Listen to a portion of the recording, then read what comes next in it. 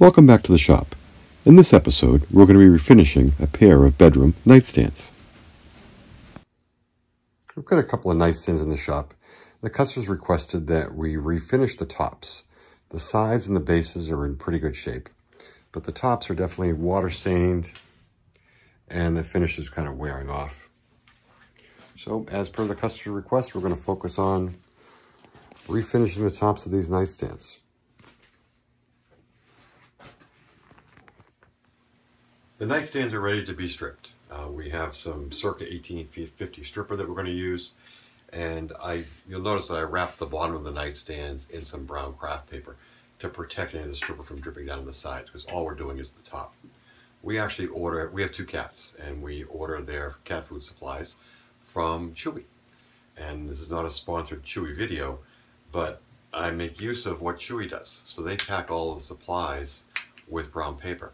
So I save the brown paper, use it here in the shop, either to line the top of the bench, or in this case, to wrap the bottom of the cabinet to protect it. So we're going to move on now, add some stripper to the top, and get this old finish off.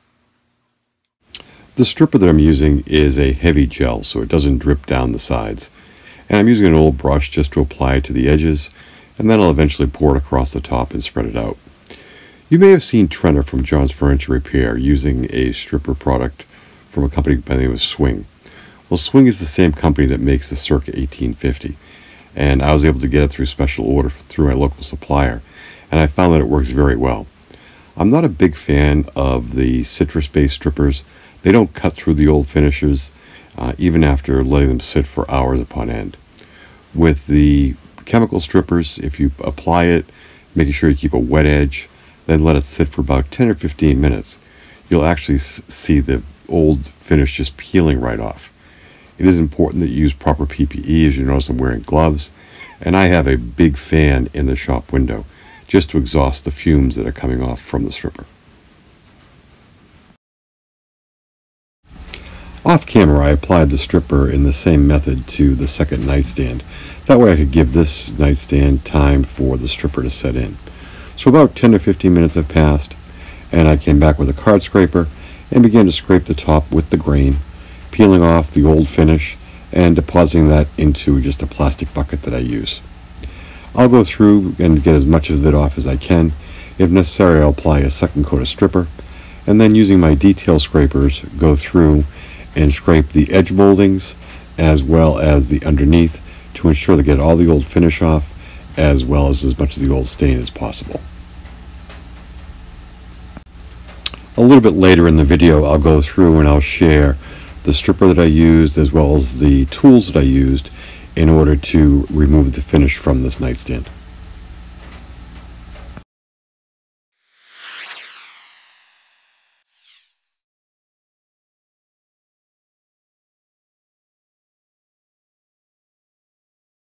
In just about an hour, we've been able to strip the tops off of both nightstands.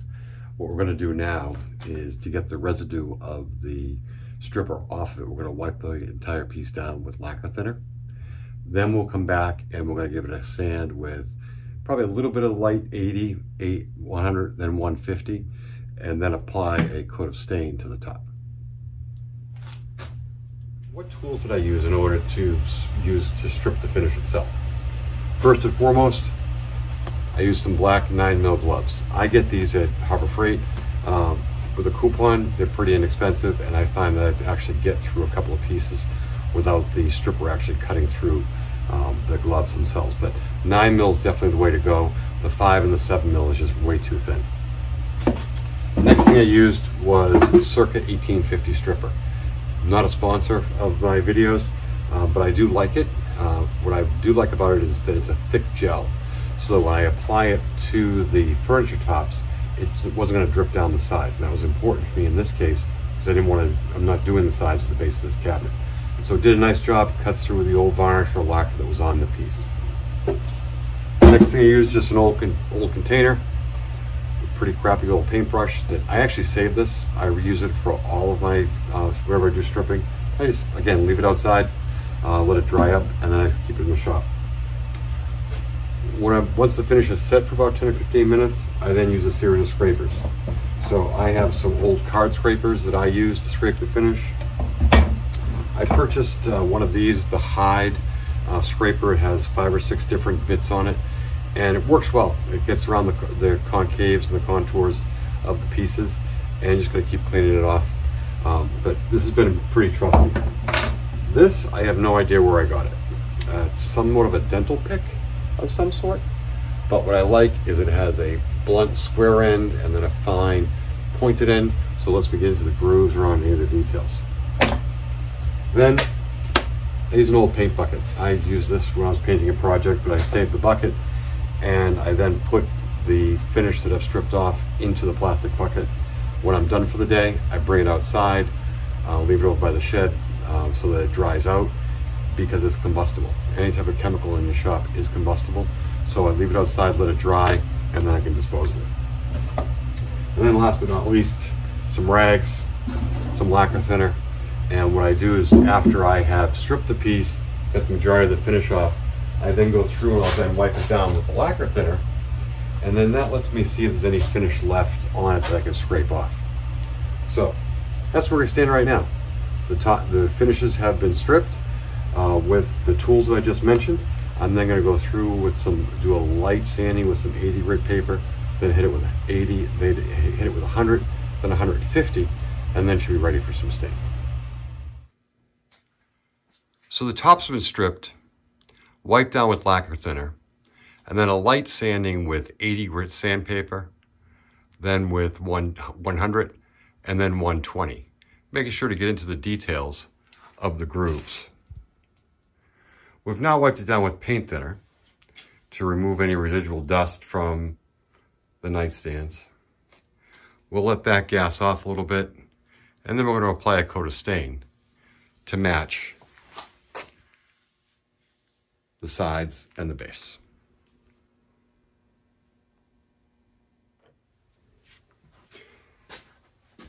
The hardest part of refinishing is trying to get a color match.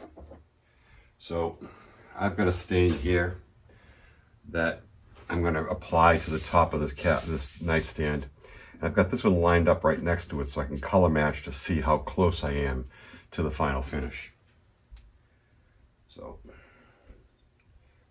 if it doesn't come out the way I want it to, then we'll take some paint thinner and some sandpaper and wipe it right off.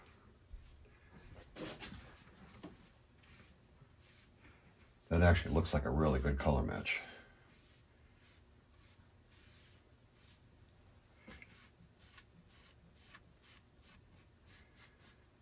That is spot on.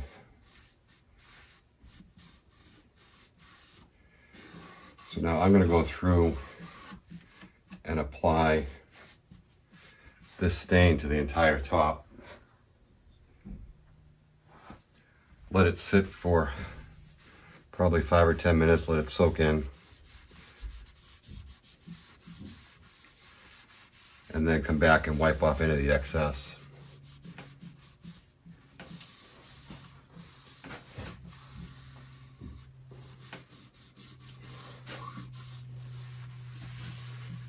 But that is a spot on color match. I've got a bunch of mixes of stains in the shop that I use, and most of them are oil based. So if I can't get what I want, what I will then do is mix stains together to get the tone and the shade that I'm looking for. But this is almost an exact match.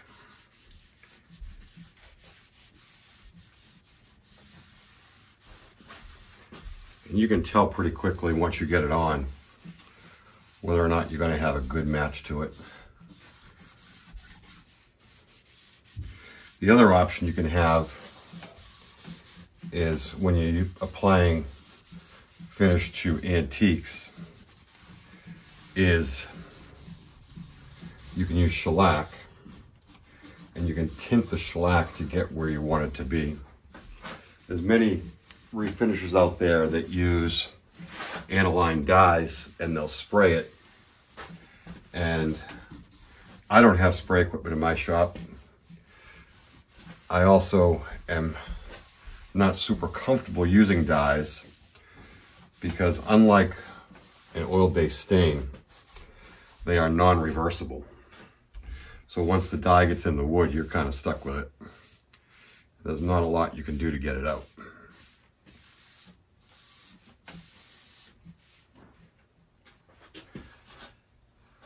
That is a great match. So we're going to just let this absorb in. Get some even tones across the entire piece. And then we'll apply this exact same stain to the top of the second nightstand.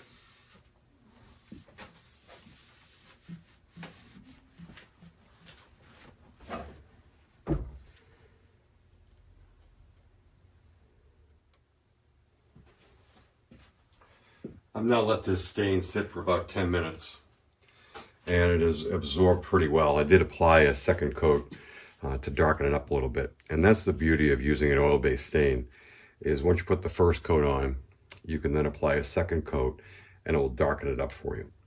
One of the things that you want to be careful of when you are sanding prior to applying a stain is, one, you got to watch your top to make sure that's not a veneer top, so you don't sand through any of the veneers.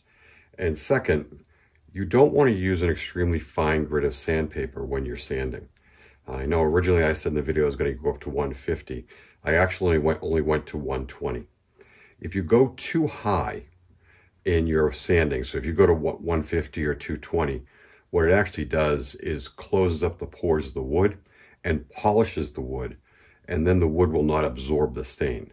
So you want a little bit of a texture to it, and 120 I've found has worked very well for me to still be able to give me a smooth surface, but then also allow the stain to penetrate.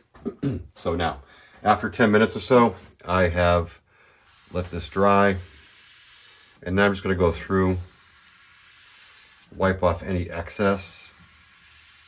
And you can see there's a little bit coming off, which is okay.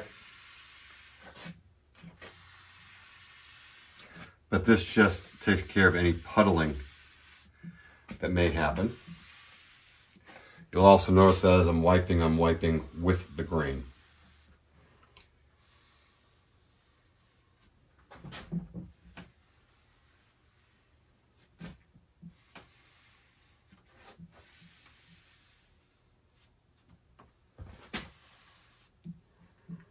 So now we're going to let this sit probably about 4 to 6 hours, and then when I come back and apply 2 coats of a satin polyurethane finish. Here are the nightstands with 2 coats of stain on the top. Got a nice even coat on them. Wrapped it down underneath the moldings. You can see I've got it taped off. But the biggest challenge with staining is getting a color match. And it's tough to see in the shop with the lighting that's here. But we are pretty gosh darn close with that color match. As you can see across the side of the cabinet that wasn't touched, and then the top. So the color will change a little bit once we apply the satin polyurethane to it, but we'll keep an eye on it, and if we need to do any toner touch-ups, we can do that. So far, success. Now it's just wait and see until they dry. We've given overnight for the stain on the tops of these nightstands to dry. Now we're going to move forward and apply some oil-based satin polyurethane to the tops of both the nightstands. A couple of tips and tricks when using polyurethane. First, always use a quality China bristle brush for your project. Don't cheap out on the brushes. It will absolutely impact the quality of the finish that you get. Second thing is, when you get the can of polyurethane, you never shake it. You always want to stir it gently so you don't create any air bubbles in the polyurethane. And second, pour it off into a smaller container. That way you only pour off as much as you need, and that way you won't contaminate the entire can of polyurethane.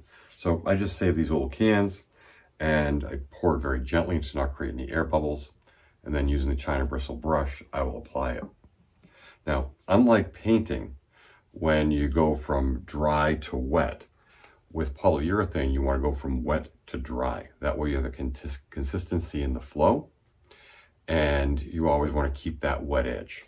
And then as I go through and I do this, you'll see that I use a process called tipping off when I get to the edges. That way I don't get any bubbles or excess drips. So first I'm going to come through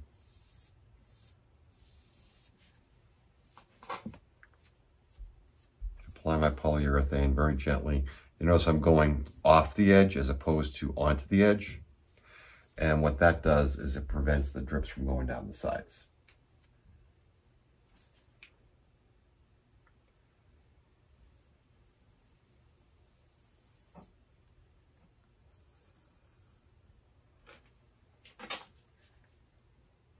And again, I'm going from wet to dry, tipping off those edges as to not get a puddle to then drip down the edge of the piece. And then once it's there, I come back and tip off this way, and then just have a nice flow across the piece. Again, going wet to dry.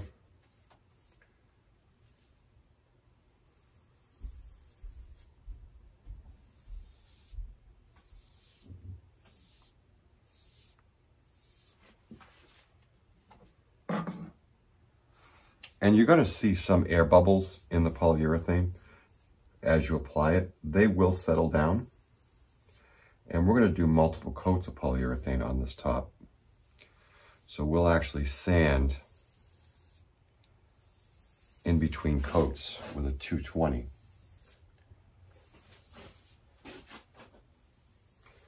The other thing I highly recommend is lots of light. That way you can actually see a reflection of the finish off the light so that you know that if you've missed any places. Again, just very gently, and again, using a very high quality China bristle brush.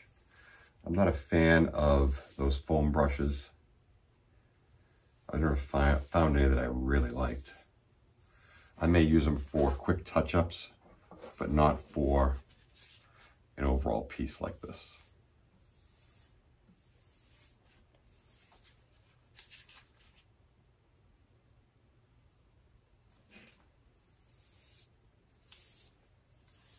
And I'm constantly walking around the piece as I'm applying the polyurethane, just to make sure that I'm not getting any puddling.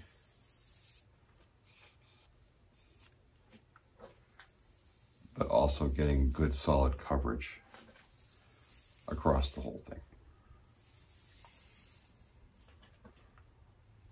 There are times when I apply polyurethane that the first coat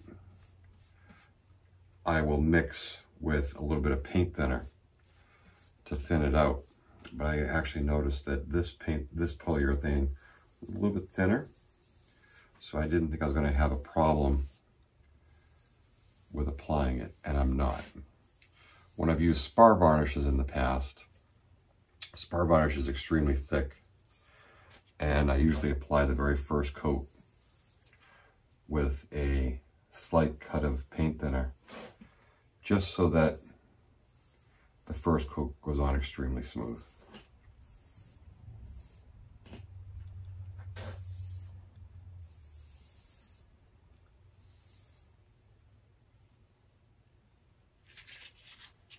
And a little bit of a hair in there.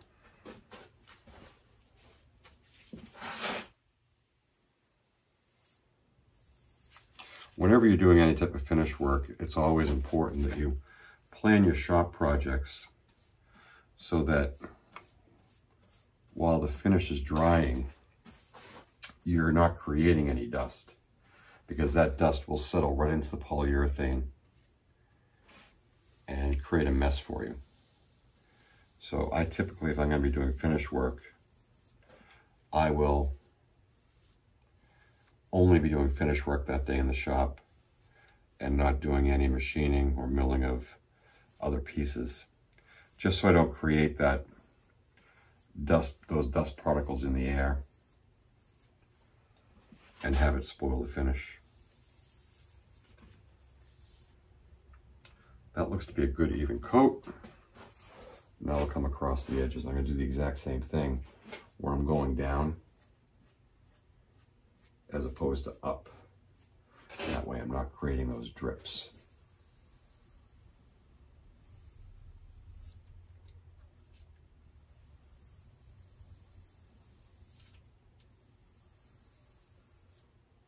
And then always brushing off or tipping off the edge of the piece.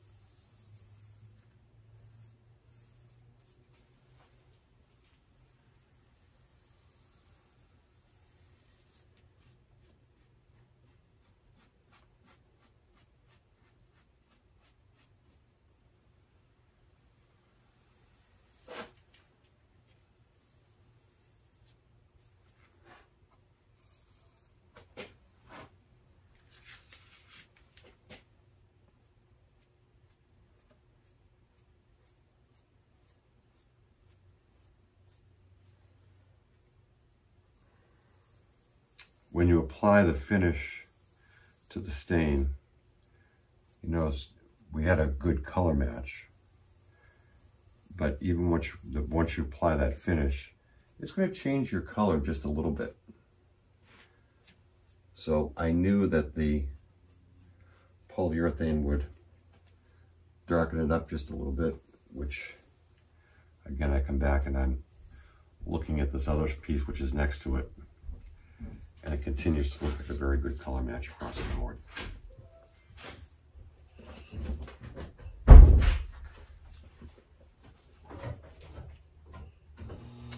The nightstands have dried overnight. The top is a little bit rough, so we're going to give it a quick sand with some 220 to get out the roughness, and then apply a second coat of the satin polyurethane. One of the things that I've done in my shop is put together a quick iPad app using Google Docs, actually Google Sheets, and I use it to track my time. That way I know when I do an estimate for a customer that I can go back and see how long is this project actually taking and make sure that my estimates hold true. So it's a simple Google Sheet that I track the date, the start time, the end time, what type of work I did based on my billable rate and what I quoted. If anyone's interested in it, I'd be more than happy to share it with you. Just please drop a comment below and I can email it off to you. And it's pretty user-friendly. Basically, it's just like an Excel spreadsheet that allows me to track my time, my supplies, and compare that to my quotes and my invoices. So happy to share it if you're interested.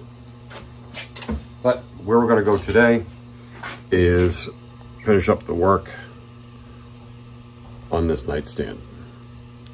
So we're going to take some 220 paper, going to give it a quick sand, then wipe it down with a rag with some polyurethane, with some paint thinner on it in order to get off any of the dust nibs that are left, and then apply a second coat of the satin polyurethane.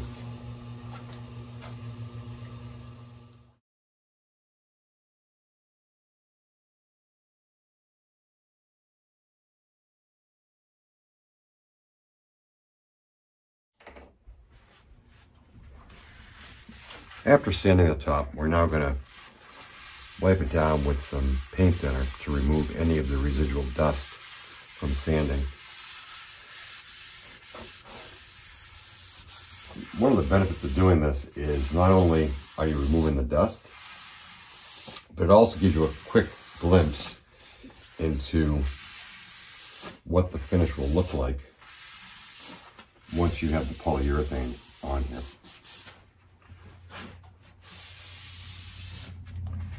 So what I've done is I'm just using a paper towel with some paint thinner on it. And once I get the bulk of it off, I then turn the paper towel so I get the clean side.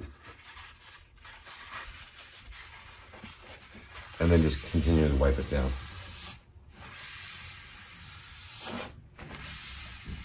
Order of operation in the shop is important. That I'm sanding this, I sanded this down and wiping it with the paint thinner. Then I'm going to go over and do the exact same thing to the other piece. And what that does is allows time for the paint thinner to evaporate off of this, so I can come back and apply my polyurethane because the paint thinner has gassed off. So it's really about working as smart as you can in the shop to get the best use of your time.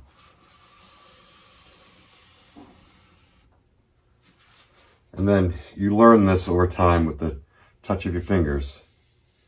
As you're going across, if you're still feeling dust nibs, they're going to come through on your finish. And I still feel a little bit. So this is actually a wet dry paper. It's a 220. So now I got some paint thinner on there. Just going to lightly sand again.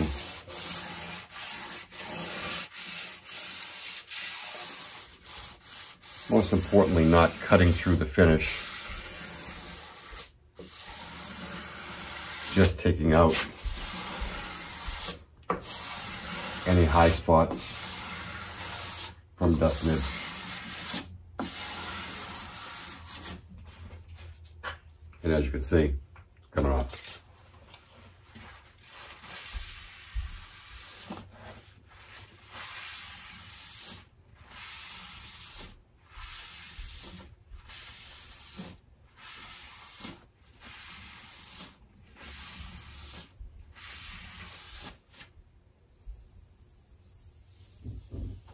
That feels much better.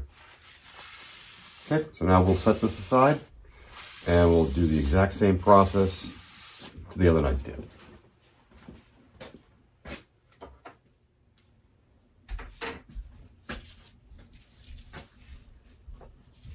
Okay, we're now on to the second coat of the satin polyurethane. As after the sanding of the 220, wiping it down, getting all the dust nibs off. And dust is the biggest nemesis of anyone that's doing any finishing. So the process for applying the second coat of polyurethane is the same as the first. We're going to use the nice China bristle brush, do the tip off method for the edges, and go through and apply our polyurethane. Now, polyurethane, when you apply it, it's similar in concept to paint, that when you apply a second coat, it's actually laying on top of the first coat. So that's why it's important that the first coat be extremely smooth, because the second coat is going to then adhere to that first coat. And if it's a rough surface underneath, then you'll wind up with a rough top coat. Contrary, there's shellac, where shellac dries extremely quickly. It's an extremely forgiving finish when you apply it. And the difference with shellac is that when you apply it, it actually melts into the previous application. So what you'll hear people say is, I'm applying a second coat of polyurethane or a second coat of lacquer. And that coat is laying on top of the first coat. When you're talking about shellac, you're talking about applying the shellac, because that's actually becoming one solid surface. That's just one variation that folks should be aware of, is that both sit on top of the surface of the wood, but the difference being that polyurethane adheres to the previous coat, whereas shellac blends into the previous coat. So we're just following the exact same process as we did before, and applying the satin polyurethane, We'll let it sit. The instructions from the manufacturer say it's 4 hours. I like to give it more time than that, and I'll allow it to gas off and harden. So we'll probably give it about 8 hours for it to cure. And then we will come back and hit it with some 4/0 steel wool to smooth out the finish. Get any remaining dust nibs out of there. And then we'll likely apply a coat of paste wax to the top just to give it some extra durability and a little bit of a sheen. The nightstands are now complete. They've received the wipe down with the 4/0 steel wool, a quick coat of wax, and now they're ready to go back to the customer. Thank you for taking the time to watch this video. It's a little bit longer than my normal videos, but I appreciate you watching, and please consider subscribing.